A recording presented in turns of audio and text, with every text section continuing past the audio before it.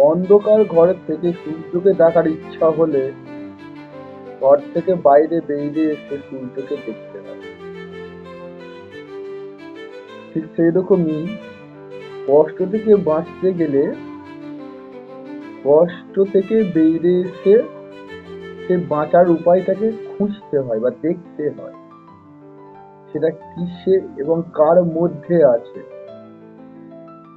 আর যতক্ষণ এই জিনিসটা হচ্ছে না বা করছো না ততক্ষণ সে কষ্টের ঘরেই লুকিয়ে থাকবে বা পড়ে থাকবে, যেখানে শুধু কষ্টই পাওয়া যায়। যেমন অন্ধকার ঘরেতে অন্ধকার ছাড়া আলোর একটাও ছিটে ফোঁটা দেখতে পাওয়া যায় না, ঠিক সেই রকমই কষ্টের ঘরেতে কষ্টই পাওয়া যায়, সেখান থেকে খুশি পাওয়া যায় না। কষ্টের অপোজিট হচ্ছে খুশি। আর তুমি যদি খুশি চাও সেই কষ্টের ঘর থেকে বাইরে বেরিয়ে তাই খুশিটাকে দেখো, দেখবে সেই কষ্ট কোন দূরে চলে গেছে।